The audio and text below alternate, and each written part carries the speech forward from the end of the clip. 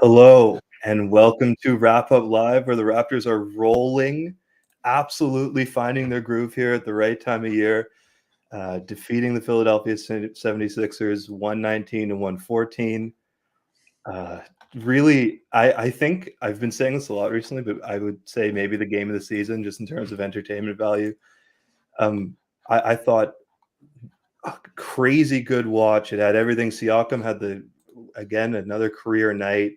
Precious is shooting pull-up threes in transition, uh, just, which I screamed at the TV in disbelief, and then immediately ate my words. It really had everything. I mean, what were your general impressions of the game? By the way, I'm here with Zarar. Don is producing. I'm sorry, we jumped into it way too fast. But Zarar, what were your impressions of the game? I was watching the Philadelphia feed, and they were quite hopeful in the first half when they had a bit of a lead, it was nice to see their optimism slowly drain into defeat. That's why you like watching the opposing team's broadcast, because you can feel sort of the pain, and a person like me feeds off that pain, and I love it. But from a Raptors perspective, I'm with you on the precious threes, and I know last time we talked about how post All-Star game he's hitting lights out. And I think I mentioned that I don't know if this is going to be a reliable strategy in the postseason, because it's his first time shooting a high percentage. Do you trust him with a three? And somebody in the comment section said, well, they're chasing him off the line now. And in this game, Precious is hitting contested threes. It's not just he's hitting, as Nurse said in his pregame for the last game, that he's totally cool with Precious hitting in rhythm threes. He's actually hitting threes, as you said, pull up in transition. That is gravy. I hope it continues. But in the event that it doesn't continue and he sort of cools off, you saw in this game that how well we sort of match up against the Sixers. How Pascal is liable to have a good game no matter what defender you put on him. Scotty, the same thing. I think Scotty is very confident against any Philadelphia defender. And this is why there's a lot of optimism in the playoff seeding the way it sort of stands right now, where I think, as this game kind of showed us again, is that no matter what Philly throws at us, I feel like we have a sufficient and better response than whatever they do. And you can sort of tell, and Alvin Williams mentioned this in I think in the first quarter, when he said a little birdie told him. And, these NBA guys, they talk, and there's a lot of information that floats around, which we never get to hear. So it was nice to see Alvin sort of give up that information where he goes, I know for a fact that I've talked to people in the Philadelphia organization, and they do not want to play the Raptors. And after a game like this, where they blow a lead and lose, I can only imagine that those seeds of doubt are strengthening. Yeah, I mean, honestly, if you're a Sixers fan, you got to be just in shambles. I get, okay, whatever, no Maxey, although they were talking about on the broadcast, the Raptors didn't have Fred VanVleet. They're all-star, although, I mean, in retrospect, I think it's kind of ridiculous that Pascal didn't get an all-star, but the Raptors are missing their all-star. They're missing OG, so the Thibault thing is kind of a moot point. And if the Sixers almost, come on, man, that guy's not a difference maker. Are you kidding me? No. Yeah, okay. I'll say everything went right for Philly. Like, Embiid was passing out of double teams excellently. Their Embiid offense was working great. They're kind of they're doing all right in the non-Embiid minutes. Like, they didn't get, normally when Embiid sits, they just get crushed. But I kind of thought they had a little something going with Harden on the floor. I mean, there was a couple Harden Maxey possessions. But if you're a Sixers fan, where do you go from here? Because almost everything went right for you, and you lost by 5 to a Raptors team who was missing their second best player or whatever. I mean, the Raptors are hitting on all cylinders, and they really are figuring something out. And it's such a cliche to say, well, no one wants to see this team in the playoffs. But I actually do think that, all these guys are talking about in the top of the East tanking out as the first seed to avoid Brooklyn, or whatever, the second seed to avoid Brooklyn. It's is the reward for avoiding Brooklyn the Raptors? Because I don't know how much you want to do that anymore. Yeah. Yeah, and also I think the Raptors have their winning formula has been from day one, generate points off their defense. That's number one. And Philadelphia is sort of careless with the ball. They don't necessarily have great point guard play or great ball handling in the backcourt. Maxey does a half decent job, but generally speaking, they're prone to turn it over. So that sort of feeds into the Raptors. And I think in today's game, you saw how important of a guy, how important outside shooting is for the Raptors. Because when Gary Trent Jr. is hitting the shots that he's supposed to hit, this is a completely different team, and there's a new dimension to it, which we don't see when they're going whatever 27% over the last 8 games, whatever that stupid stat was, right? So it's actually surprising the Raptors have done so well in the last little bit, despite shooting so poorly. But in this game, as you said, when you fire on all cylinders and you're outside, you're forcing turnovers and you're hitting your outside shot, and in one-on-one situations, you're dealing with Harden, you're dealing with Embiid pretty well. The Raptors become a very, very tough proposition. And I also want to call out Embiid. Were you at any point in this game thinking to yourself, Embiid is getting shots that me as a Raptor fan, I'm not comfortable with him taking? Like he's getting too easy looks. I never feel that way. I do think that's part of the way the Raptors play. I mean, they pre-rotate so aggressively, and they help so aggressively that it's like, yeah, a lot of the Embiid shots are basically like, a mid-range shot over a guy or two, and so I feel comfortable. The scary part is that, like, if he's making those great cross-court passes, which he showed himself able to tonight, but it didn't matter, and I can't believe I didn't lead off with this. Okay, so you might say, like, well, okay, whatever, the Raptors won, it's kind of fluky. They shot 45% from three. The Sixers shot 52.8% from three tonight. The Raptors just beat a Sixers team. They just beat a team that shot over 50% from three against them, 19 for 36. I mean, that is to overcome something like that is ridiculous. This is a staple win, and we can get into what it means for playoff seeding and etc. later, but we should talk about Pascal. I mean, another ridiculous night from him. Yeah. What did you see specifically? Because to me, the thing that stuck out the most was the finishing around the rim is amongst the best in the NBA. Like, at that Embiid type level.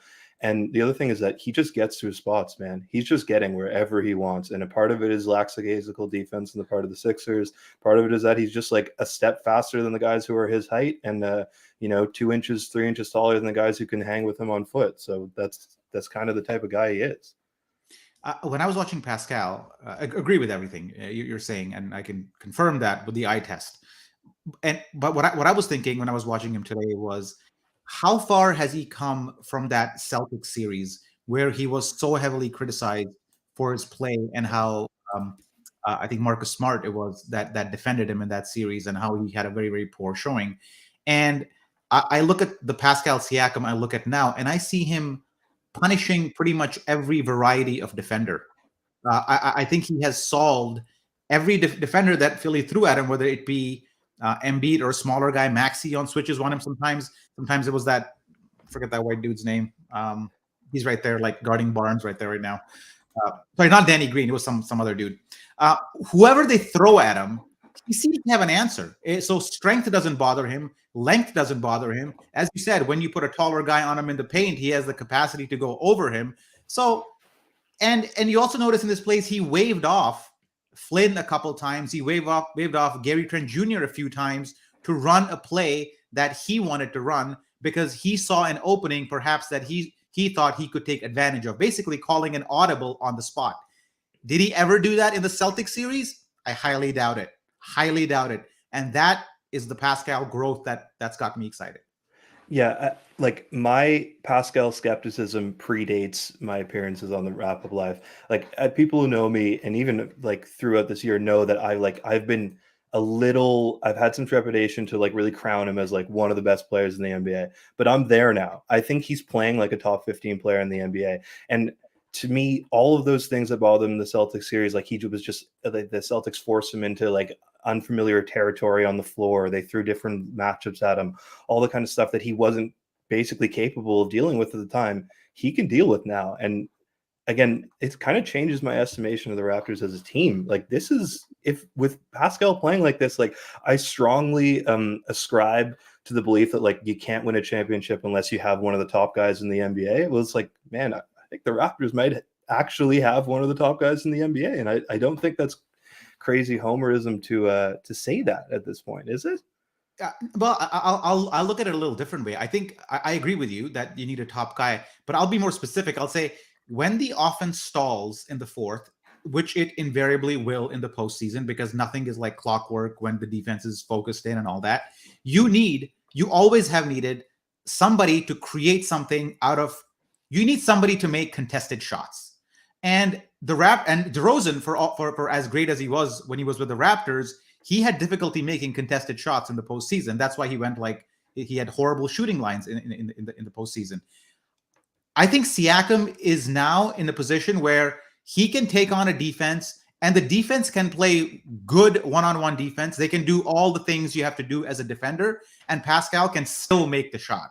I think that's the delta in Pascal from the last couple of years where the growth has been.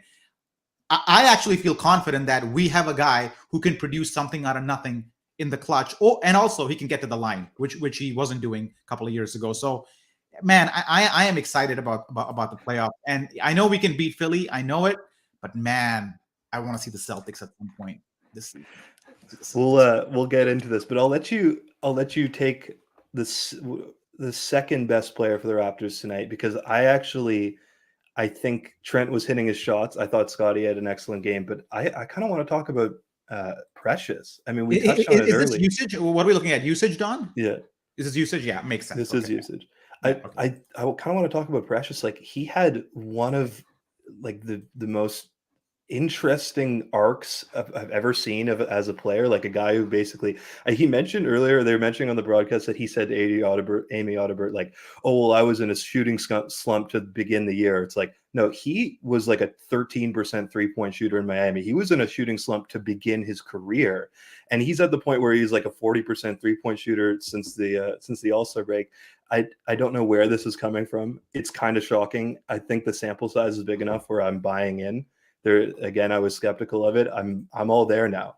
And it's, you mentioned earlier, it's everything. It's spot up threes, but it's also, he's bringing the ball up in transition and shooting pull up threes in James Harden's face.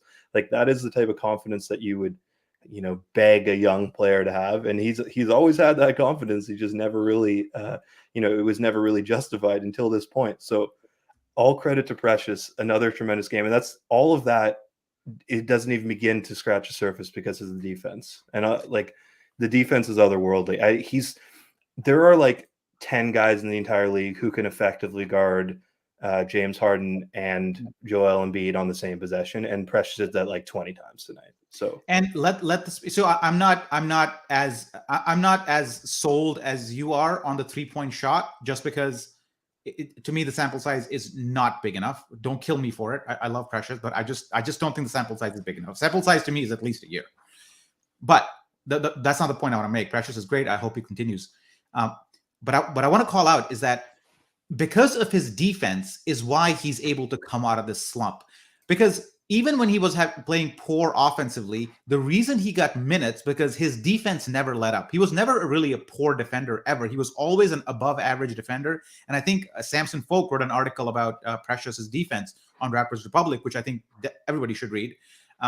And spoke about how good of a defender he really is. So even when his offense was in a slump pre-All-Star game, he still got minutes because of his defense. And in those minutes, he was able to develop his offensive game and gain the trust of the coach. So, credit to Precious for sticking with the game plan, and not because sometimes with young players, you don't get the minutes, your defense saps a little bit, right? And it did not happen to him, and it got stronger. So good for him for life throws you curveballs, man. And the first part of the season was a curveball for him, and he's hit it out of the park. So good for him for going through some adversity and coming out better.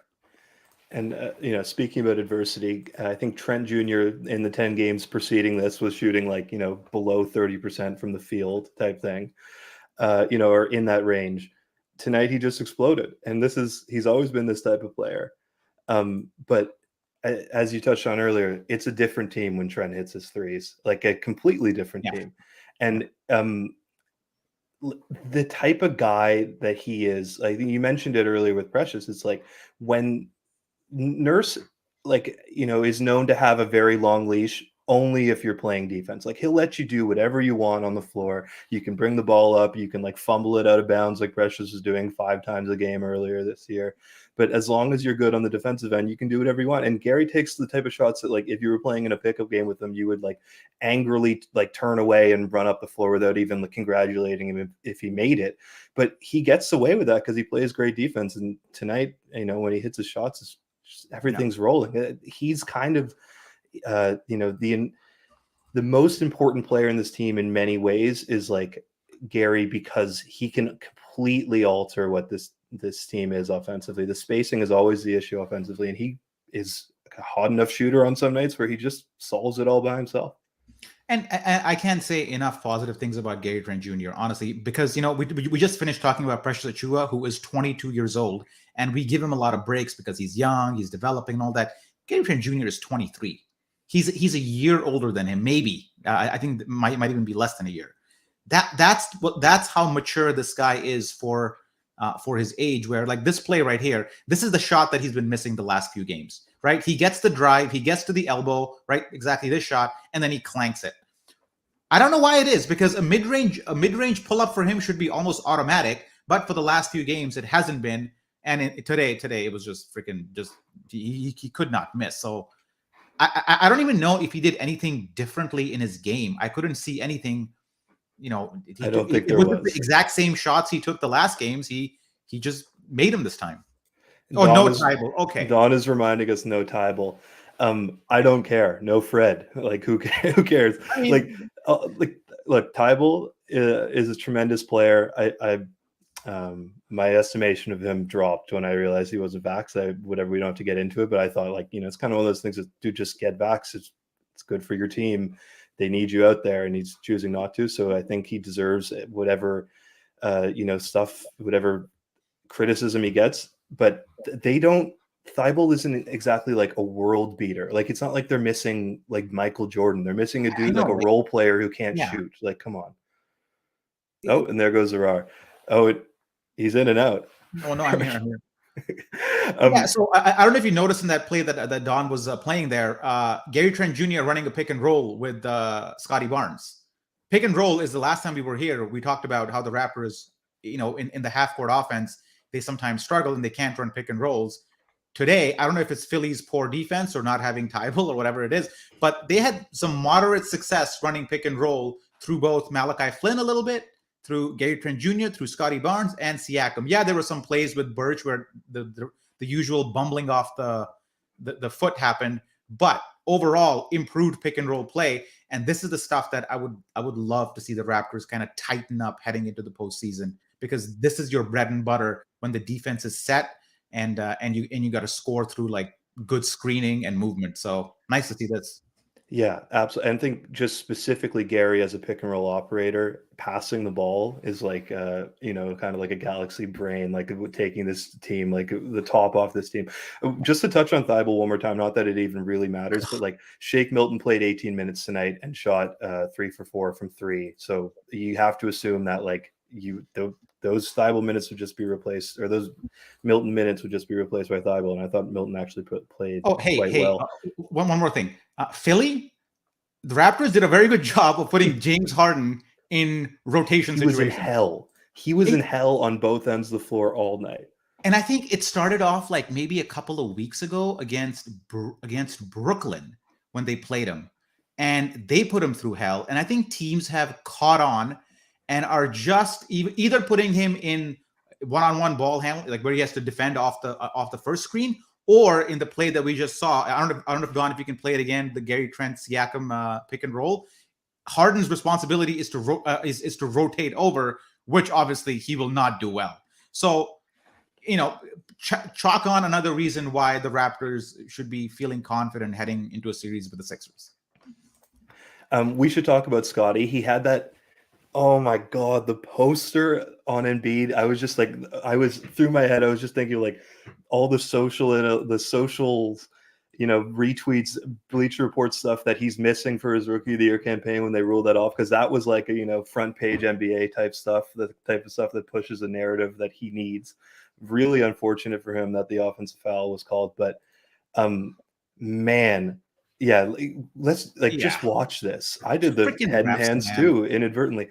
Freaking refs. This would have been one of the nastiest dunks of the year. Embiid is a terrific shot blocker, and he just right Where's in the his foul? face. Like, what are they calling? Are they calling the push off? Or are they calling the elbow? I couldn't even understand it. I think he leans in. So, Don, if you could play the clip I requested earlier, I wanted to bring this up about Scotty. This is one of the most intelligent moves I've seen from a young player ever. So, this next clip, the Embiid offensive foul, if we could, Don, like or if we don't have the clip, it's fine. But immediately afterwards, they go up the floor, and Embiid gets called for an offensive foul on Scotty here because Scotty does one of the best sells of a flop ever right there immediately after he gets called for like a kind of weak offensive foul on the other end. To have the Yeah. awareness of that, to like prey on an official's like mind like that, to be like, well, we're going on the other end of the floor, the whole arena is chanting ref, you suck, and Scotty like takes a little bit of a tumble and gets an offensive foul. I thought that was so intelligent.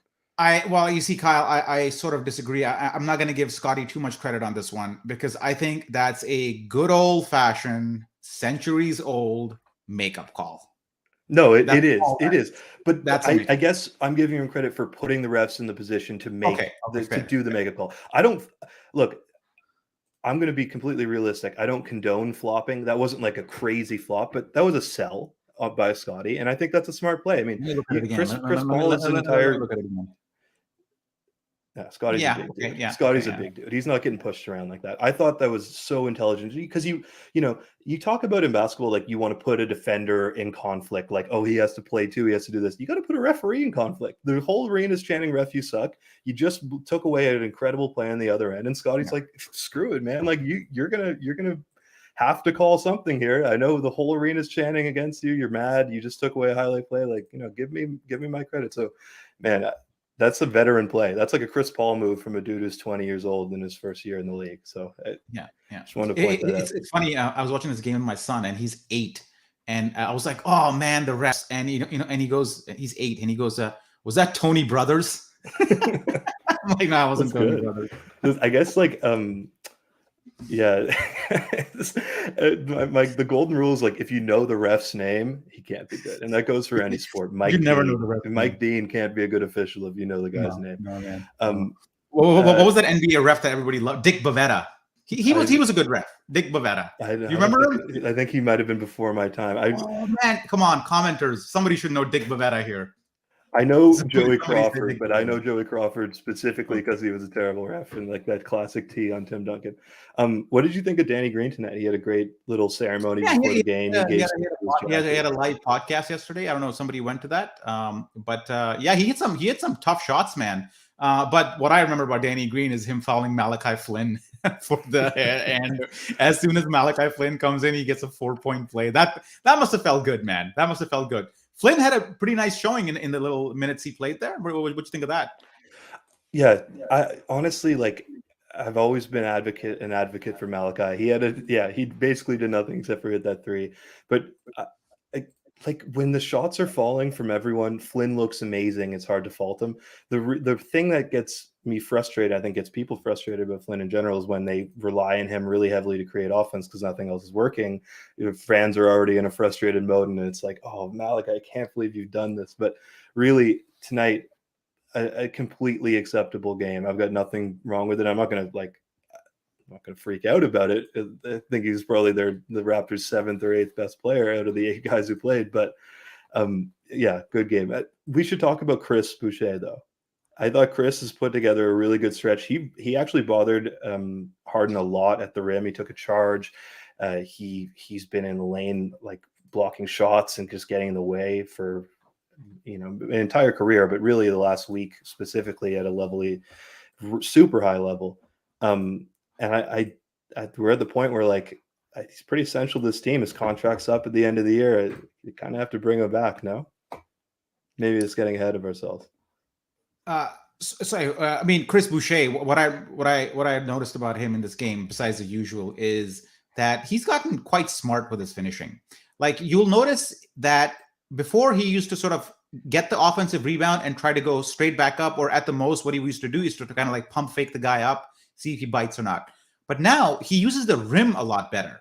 I've noticed that he will catch the rebound And if the defender, if he catches the rebound on the left side of the rim, he will actually go and try to finish on the other side of the rim and use the rim to shield off the defender. It's a little trick that he's picked up recently, which has resulted in his shooting percentages going up because his shot's not getting blocked anymore, or there's less contest on the shot. So there's definitely a couple possessions in this game where he did that. So props to him for like growing as a player, because if you remember, you guys, and not me, you guys, to be clear, because I've been a Chris Boucher backer from day one. I've been forced in the Chris Boucher backer role on this podcast just as like sort of a heel turn, because you know how Sahal likes to. I mean, listen, I've been the most pro Chris Boucher on this podcast. That's what I'll say. Okay, maybe. Okay, fine. Okay. None of us I've been are a Chris Boucher guy since Andrew Damelin, who covers the 905 for the Raptors. He watches every 905 game, and he covered Chris Boucher when he was with the 905. And he told me something at the Raptors Republic party, which was great this year at College Street. I'm going to have another one this year. He told me a couple of years, or 2-3 years ago, that in the G League, there is nobody else who he stands up to everybody in the G League. He has no fear, no back down, just fearless guy who does not care who's guarding him, what situation is in. His nerves don't change. So as long as you have that mentality, you don't have the fear of failure in you, then it's just a question of finding your rhythm, finding your spot in the game. And he has found that.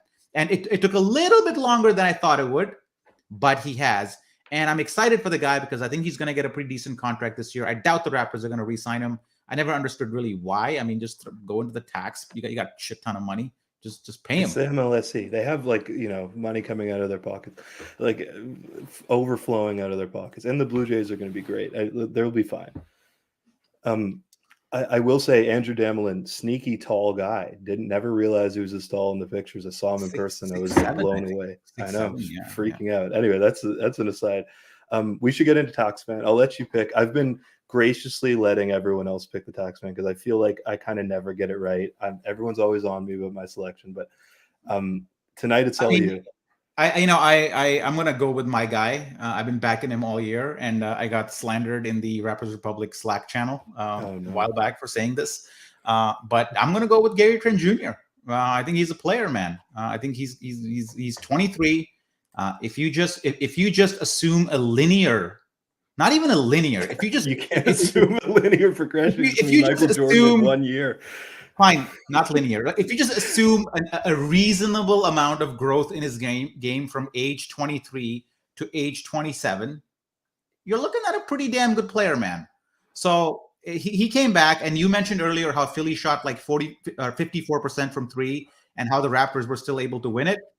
It's because we had our shooter going for the night who canceled all those threes that they hit. It's simple as that. So my tax man goes to Gary. Despite Pascal Siakam being obviously as a fantastic game. Yeah, everyone at this point knows, the hardcore fans know that the Taxman has nothing to do with who had the best game. It has everything to do with who is the most impactful player, whatever, who knows. But it is actually tax season, believe it or not. And VJ Verma will help you navigate your taxes better than, let's say, Gary Trent Jr. navigates a pick and roll tonight, just like he was there. Who's that? That's racially motivated. Don't say that. No, I'm not offended at all. I mean, I'm wondering who that is. He's a dude he's in Silicon Valley. He's in. The brother. Yes. Okay. I actually kind of don't see it. I'll take it. I would take that. Anyway, let's not get out of it. Anyway, VJ Verma and the taxes. I think Kumail Nanjiani put on like 30 pounds of muscle in the last 3 years, which was a ridiculous transformation. VJ Verma will help you with the taxes. Was he in X-Men or one of the? He was in. Yeah, he had some role and he put on a ridiculous amount of muscle. It was a big thing. I remember it specifically. Right. Anyway, look, VJ Verma and the taxes. It is tax season. The numbers at the top of the screen, guys. It's not complicated. You're not going to get your full rebate, refund, any of it on your own or with TurboTax. I know there's other Raptors podcasts, Will Liu, Delano Banton, who is a Raptor, shilling this TurboTax stuff. It doesn't work. TurboTax, let me tell you a story about TurboTax. True story. they offered me, they did a giveaway in the Instagram live they did with Will Lou. They gifted me a free whatever free tax return help, whatever their service is. They gifted me that as a winner of a raffle, despite the fact that I was eligible by being under 25 anyway. So really, they were really cheaping out on me and tried to play it off like they were the most generous people ever. Don't trust TurboTax. Okay, you got to trust VJ. Let's move on. Yeah. Okay. Yeah. Please. Should we mention the officiating? I don't think it matters in a win. I mean, do you think the officiating will be problematic in the postseason for the Raptors? Do you genuinely believe that? Are you genuinely worried about the officiating in the postseason, how it might be biased against the Raptors? Answer this truthfully. I don't buy into there's an anti-Raptors officiating conspiracy around the league. I'll never buy into that. I just can't wrap my head around something that crazy. But I do think that the Raptors don't have the star names. Part of that is maybe because of the fact they don't get the national media attention that some other players do. Like Tyrese Maxey tonight was getting calls as if he was James Harden. So I guess part of that is like the NBA officials really do give a lot of credit to players who are established names, and the Raptors aren't necessarily going to get that credit because they haven't had the chance to establish those players' names. But I don't know. I'm not going to fully buy into it. That's what I'll say. I think as long as the Raptors stay aggressive, as long as Siakam and Fred and Barnes are doing enough, aren't just settling for perimeter jumpers. As you said earlier, with Barnes putting pressure on the ref in the example that you gave, I think the same applies to everybody. I think as long as you stay aggressive, you don't settle for the jumper too much, you go into the painted area frequently, you will get calls. There have been some games this year where the foul count has been weird, like 24-7 or 22-11. It's like something really weird, some really statistically outlier freaking foul distributions. But let's call them outliers. I'm not too worried. I think Siakam will get called in the postseason. I think he's done enough this year. He's put enough refs on notice that when he goes to the rim and he throws something up, he will get the call. And I also think that Pascal is smart enough not to look for the call when he doesn't reasonably expect to get so. Yeah, I think there was a couple of years there. In that series, he threw up shots hoping to get calls. I think he's smart enough, and he knows that shit's not going to fly. He's got to do more, and I trust him on that one. Yeah, what I'll say is that this comment, okay, so the Raptors are, there was a chart earlier this year, I wish I could bring it up, but the Raptors typically get the worst refs for their games because they're not nationally televised in the US, and typically the NBA prefers to give the better refs to the nationally televised game because they want to protect their product, they want to make it look good, whatever. But once you get in the playoffs, every ref is pretty much good. I mean, not good, but every ref is all right. You're not getting the rookie NBA officiating crew when you're in a playoff series. So it's just not something I'm worried about. And listen, they won a championship. How big could this conspiracy be? They won a championship. Just it can't be that big, right? How deep does this go? Yeah, forget the refs. They're all right. Yeah, I've never been worried about the refs. I mean, I just want to say psychologically for Philadelphia, can you imagine losing to the Raptors, blowing a lead, despite the Raptors not having Fred or OG? That's got to weigh on them. That's got, man, I just hope the standings stay exactly where they are. And essentially just let's just settle into this Philly-Toronto matchup, man. Can we pull up the standings? Yeah, I was actually just about to ask. So as of right now, they were in a weird situation tonight where, I think this would have been the same way either way because the Bulls and Raptors have the Bulls have a tiebreaker over the Raptors. So if the Sixers would have won, they would have went up to third. The Raptors would have gone down to 6. They would have been playing each other anyway. So really, at the end of the day, nothing changes. But as of right now, 4-5 matchup, Sixers Raptors. I think it's as simple as this. Who you got? Yeah, I mean they may catch Boston, and Boston might drop down. That's a possibility because they're tied up on the loss column. And I think Chicago hold the tiebreaker. Yeah, against the whole tiebreaker there. Sure. Okay, so wait. Okay, so if Sixers hold the tiebreaker, then we would play Boston then. Yes, and that's what you want apparently. But I That's feel like kind of what that's I an want emotional from decision an rather than a. animalistic perspective. But from a No, winning I the think for playoff you series that's an perspective, emotional I'll take the decision, not a Sixers. cerebral one. The Celtics are like, they were favored by 538 to win the championship as of like, last week Yeah. as the best team in basketball. So let me ask you this: why the Celtics over the Sixers? The Celtics freaking rebound, first of all. They control the defensive boards really well. And the Raptors, one of the sources of their offense is getting offensive rebounds. So as you saw in the last game against Boston, they kind of controlled the boards pretty well, and the Raptors weren't able to get, very minimal second chance points. So that's a problem. The half court defense is much better. The stuff that we saw today with James Harden coming in on the rotation and the Raptors basically eating him up, that's not going to happen against Boston. So that source of offense sort of becomes a lot more difficult. What does that mean? That means now you got to rely more on your outside shooting. And outside shooting is something the Raptors have. I know they're middle of the pack in the league, like 15, 16. Do you really want to rely on your outside shooting to win you No, a playoff series? no, absolutely not. That's why. Yeah, I'm with you. I would much prefer the Sixers to the Celtics. I'm at the point where really only I think I've got Milwaukee and the Celtics in a tier of their own in terms of like how good they are against the Raptors. I'd take the Heat in a heartbeat. I think I'd take the Heat over the Sixers. I don't trust the Heat at all. But this Sixers team specifically, and you saw it tonight, they don't have a wing defender who can hang with Siakam, and they don't have if they're going to be forced into playing like Harden on OG, that'll be a post mismatch for the Raptors, or they're going to be forced to play like Maxey on Scotty, which will be a huge mismatch. Like the Sixers just like don't have the bodies to throw at these options for Toronto, and really this Raptors team has so many different options offensively at this point, especially when they're attacking mismatches. The only thing holding them back is their unwillingness to actually go out of their way to hunt a mismatch and attack it. And if the Raptors figure that out, they want to all get on the same page with that. Can I answer this? I don't Please. think the Celtics. I think we have a difficult time against the Celtics and the Sixers. Not my point. My point is that a Celtics series would be freaking must-see TV entertainment for me. Just because we're in it. We're just trying to maximize the views on this. I don't care if the Raptors win. I'm trying to get as many likes on this video as possible. The Sixers, I think. Oh, sorry. One more thing before you comment. Sure.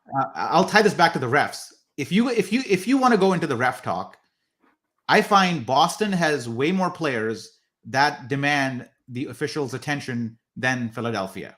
I think when Embiid and Harden's not getting the calls he used to, I think, and Embiid's a bit awkward, so sometimes he doesn't get the calls. But Jason Tatum is not awkward. He will sell calls. He will get fouled. He basically will get the call. He will get more calls than the Raptors would. So that's part of the reason why Celtics are a bad idea also. Yeah, no one here wants the Celtics. I think there's like I've spoken to everyone on this podcast, obviously, and no one wants the Celtics. I think we're all in agreement. I lost the comment here, but yeah, here it is. Sixers and Heat, ideal round 1, round 2. Couldn't agree more. That is the path for the Raptors to make the Eastern Conference Finals, is the Sixers and then the Heat. And if you would ask me a month ago if it was possible, I would have laughed in your face, and I don't know if I'm laughing anymore. I think I kind of see it.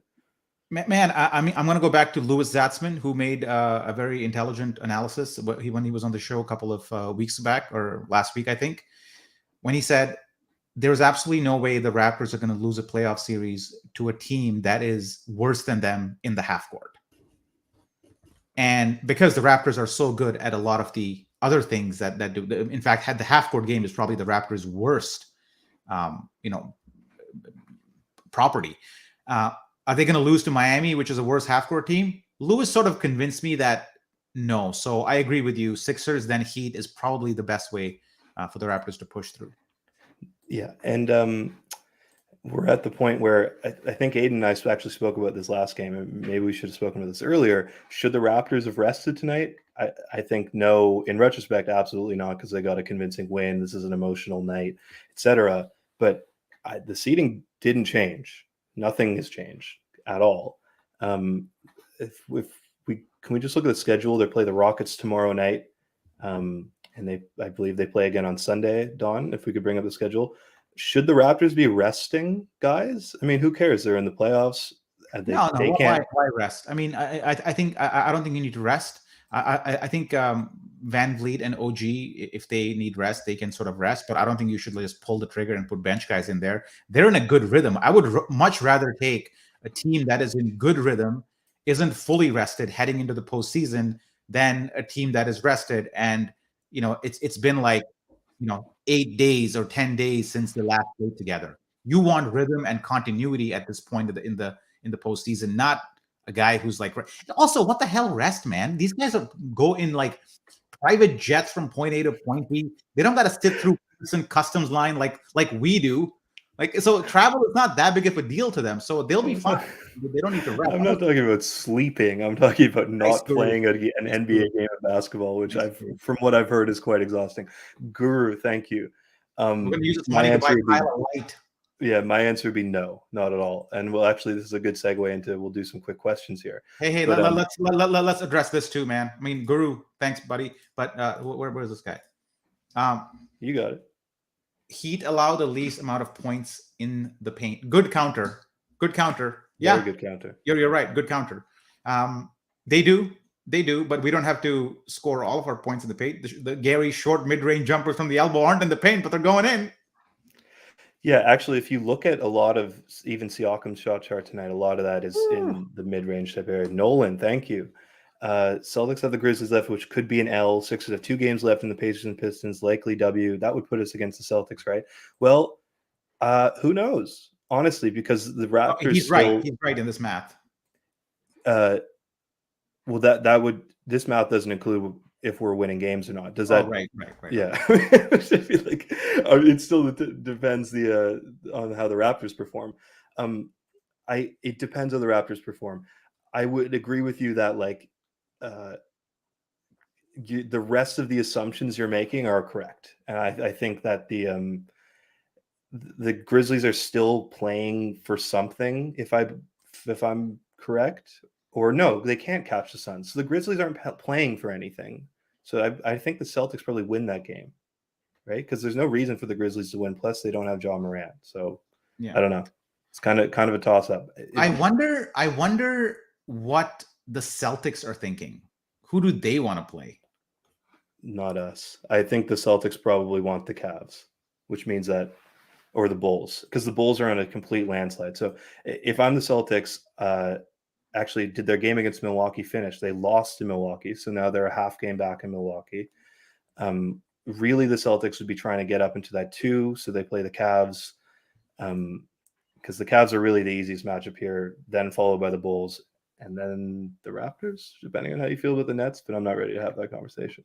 Anyways, man. So whatever, man. I think our preference is well stated, and I think most people agree with Philly and Miami being the most likeliest path, and we want to avoid the Celtics for the reasons we mentioned.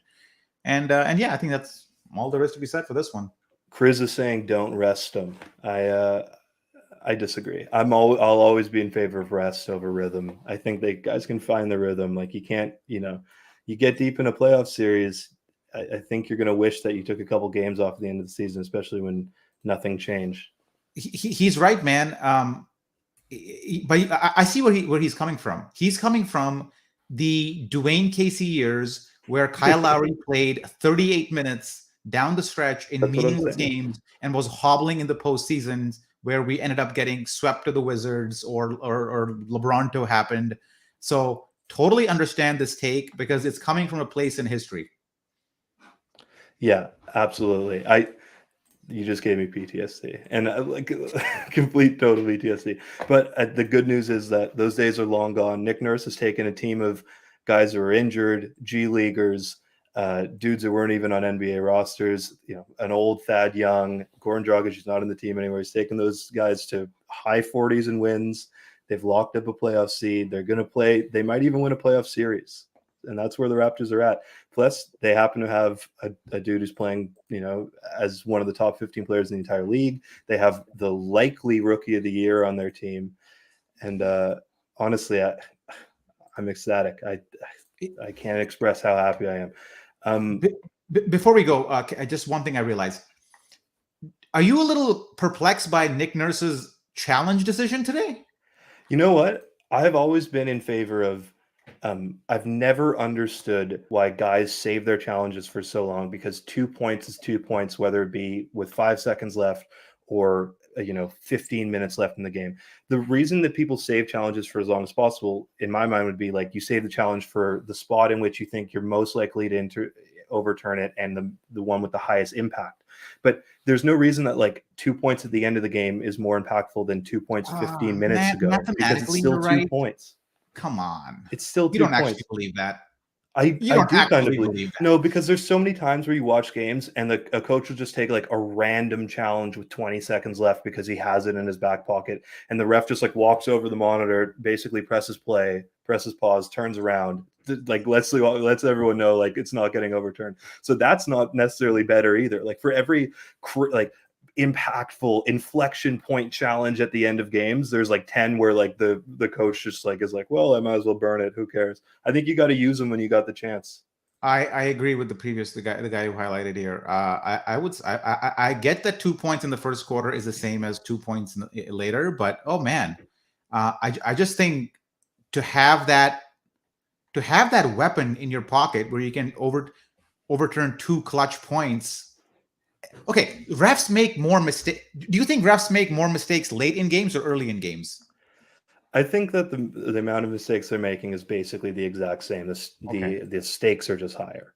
Okay. Or you think the pressure gets to them and they're making worse calls? I can't articulate why, and I think people are doing a better job than me. But I would keep that challenge late on, because I feel you have a higher likelihood of getting it overturned later on, especially if you're playing at home.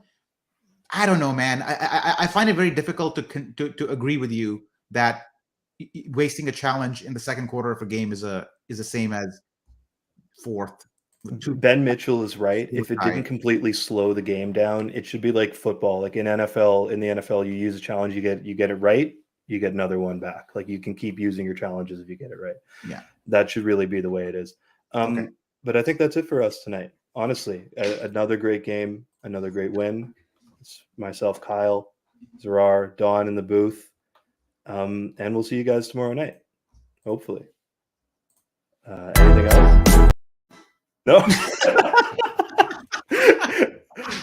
I'll take that as a no. Run it. Run the outro. Let's go.